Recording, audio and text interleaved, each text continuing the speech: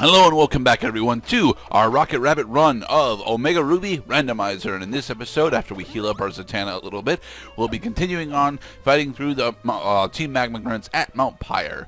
There's Deoxys in the field over there. Cool. And Axew as well. Huh. So, that raises an interesting observation, does the randomizer use the same table to spot randoms as it does for trainer Pokemon? I believe so. I'm not entirely sure, honestly. I don't know all the intricacies of the randomizer itself. However, I do know that trainers can in fact have it pulls from the same pool if you've got an on-full random. Mostly because, you know, all random does include all the Pokemon in the decks. Right. I'm not saying necessarily that I'm right. I'm just remarking on the sheer numerical probability of running into a Deoxys both in the wild and in a trainer battle in a purely random-driven game. So the chances of that happening would be about 1 in 600 squared. No, 1 over 600 squared. Which is a pretty fucking small probability, by the way.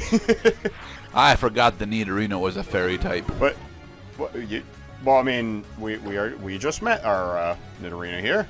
She is unique, and now she is dead. No, she is not, because because when Nona had a Nidorino as her boss Pokemon, it was just like 2 parts ago.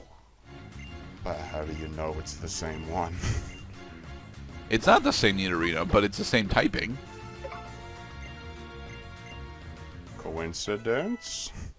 No, it's not coincidence. You see, the randomizer doesn't randomize types for each individual Pokemon. It randomizes types for each Pokemon species. So every time you run into a Vulpix, whatever type it was the last time you fought a Vulpix is the type it is then? Yep. Ah. Well... It has some sanity. You mean I was supposed to be paying attention this whole time? Yes, well, honestly, you don't need to be paying that much attention, but I should be paying attention, because it is my run, after all. Alright, so you gotta have a pencil, not a pen, a pencil, because you gotta be sure that it's absolutely correct the first time, because you can only extrapolate so much data when one super effective attack just so happens to have the same level of super effectiveness against more than just one type. You know, so in the event your flamethrower does super effective damage, you have limited the pool significantly, but you don't know if it's a pure bug, a pure steel, or a pure grass type. Right, and we're not putting Pokemon move lists together in order to satisfy these arbitrary decision trees. We are just trying to win the fight by our brains and deductive reasoning. Let's see how effective flamethrower is.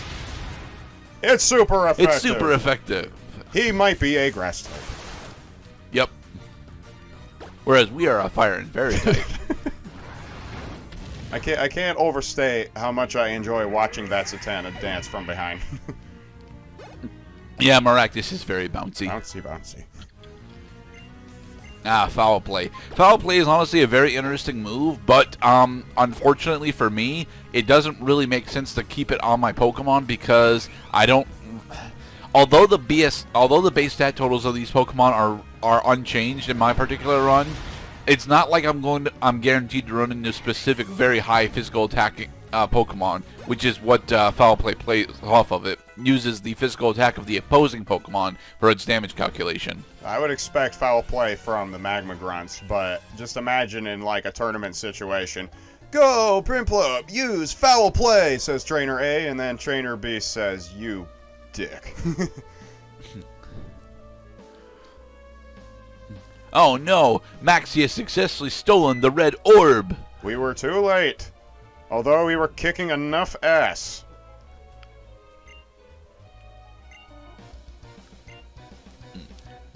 Now belongs to me, the great Maxie. Courtney! Ha. You must see to it that our dear visitor is not neglected due to my inability to battle him now. Okay. And crush this boy so that he will never again for a single moment dream of defying our team. And if it was I Arch... have no need for the power of the meteorite. Now, all that I need is now in the deep trench. And if this was Archie, he would have grabbed the blue orb and then sent his acolyte after you. Yep. Analyzing. I love Courtney. Courtney is awesome. And in this particular battle, she's got a single Meryl. She is less awesome than I remember. Love is a many splendored thing. I imagine... Love is a battlefield. Leads me to believe that she has lots of plushies. Lots and lots of plushies. I don't know, honestly. Given her characterization in the vanilla game, I would actually assume that she wouldn't, simply because she's so devoted to Maxie. Well, yeah, but I mean, that's just her day job. Funny.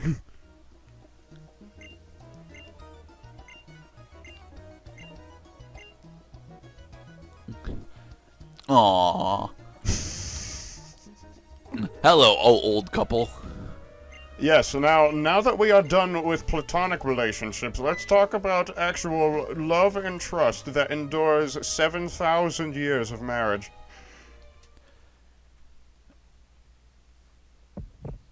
Oh no, red flash! Why are we taking the orb? They asked us to. Oh. The red, again, yes, it's haunted by Hisako. Ahem. Anyway, as they mentioned, the red and blue orbs are not supposed to be separated from each other, as they act as counterweights to each other. They went out the portal at the exact same time, and they have to come back through the portal at the exact same time. There, we found the carbos. Yay. Carbohydrate is the nutrient that is consumed by your quick action muscles. It is stored in the form of glycogen. Unfortunately, my dietary knowledge is significantly limited. So, Hey, Axu, you are cute. I took a class in basic nutrition. So here's how here's basically the difference between fats and carbohydrates. If you haven't been paying attention from 2018, well, you better shut the hell up and listen for a second. So carbohydrates, as I was saying, that's the nutrient that allows you to do quick actions like punching or running or moving really quickly in a fast orientation, as in with your fingers, like a piano player. On the opposite end of the spectrum are fats. Fats are consumed when you do low energy activities at low speed and long duration, such as hiking, walking, or standing at length. Hey, a rare candy. So would a rare candy be mostly fats or carbohydrates? That is sugar. Sugar is good. Human beings love glucose. It is pure energy, and it is easily converted into fuel that your cells can use. Well, in this case, rare candy is supposedly only consumable by Pokemon, so I would think, given its effects, it's actually mostly fat. You know, because the last time I got a 100 grand bar, I felt like I just got $100,000 in my bank account.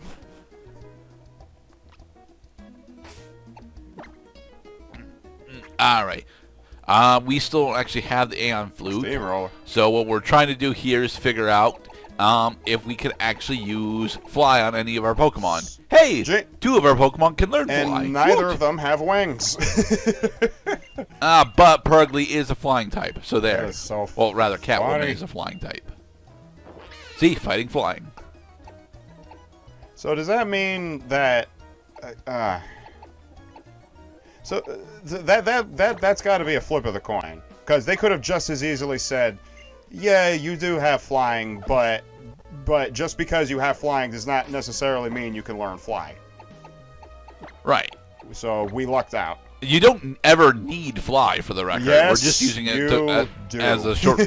No, you don't. You never need Fly. Matter of fact, as big as Hoenn honestly is, because we're not in Sinnoh yet, I honestly think that you can get from one end of Hoenn to the other in about 10 minutes. In 10 minutes. Versus a loading screen that takes 5 seconds to reach and then another 7 seconds to execute. True, Fly expedites the process significantly, but you don't need it. Like, the HMs that you honestly need for a Gen 3 is mostly just Surf. Well, let me tell you something about fast travel systems and games in general. They usually put fast travel points spaced so far away from each other that it usually is more efficient than walking through the world in order to get from fast travel point to fast travel point. Bloodborne is a great example of this, because I have run the numbers through my head. Do I go back to the Hunter's Dream and load at the nearest lamp, or do I just walk through the environment? And actually, the answer is usually to go through the Hunter's Dream, because that way, not only am I not bothered with having to traverse the environment with my eyes and my brain, but I also get to the place just a little bit faster. It's a difference of a couple seconds, but when you remove the cumbersomeness of travel, it makes it feel like lightning fast. Yeah, but then your Zigzagoon aren't able to pick up the blood files that you missed on the way. Zigzagoon is an undead dog. He does not need blood vials anymore. No. You see, this is why Pokemon never quite made it to the Dark Souls universe. Volcarona. Because their Volcarona was unable to light the sun when the Eldritch Abominations came in. Cloud9. Hell yeah. Cloud9 is honestly a really good ability, but as you're not actually familiar with Volcarona, right? I think we only just met. Alright, so let me explain. Volcarona is technically a pseudo-legendary. It's not actually a pseudo-legendary, but there's an event in Gen 5 specifically tied to Volcarona, and it was being worshipped in more ancient times as a sun deity. It's classically a bug fire type, which gives it a shitload of fucking weaknesses, but it's honestly one of the better bug special attack sweepers that we've ever had. Just don't put it up against an Onyx, because it will lose against Onyx unless it's got Solar Beam. Delinquent. The Delinquent archetype is honestly really cool, simply because of the TCG interpretation of Delinquent, where it discards the current stadium in play, as well as forces your opponent to discard 3 cards. Delinquent is nuts. Oh. Bye, Cherim. I feel bad. You don't need to feel that bad. Cherim's a pretty terrible Pokemon. Yes, concentrate. This is why you do not displace your feelings with the concerns or being able to crush other people in Pokemon battles. Go get that burger. It will be here any moment. Maybe the kitchen is backed up. They need to get this child's fucking no cheese hamburger out with fries out stat. I don't give a fuck. But Timber's just going to knock it all over the goddamn floor, especially after he transforms into our Maractus. I see now that we have met our match. Now we have 2 dancing doofy Pokemon on the battlefield. Aha! Ah. Psy-Strike. That is one dead imposter Pokemon. There can only be one true dancing queen. I forget what movie Dancing Queen is in.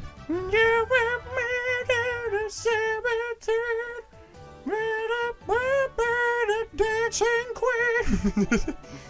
Doesn't that put it actually in the Footloose knockoff movie, Dirty Dancing?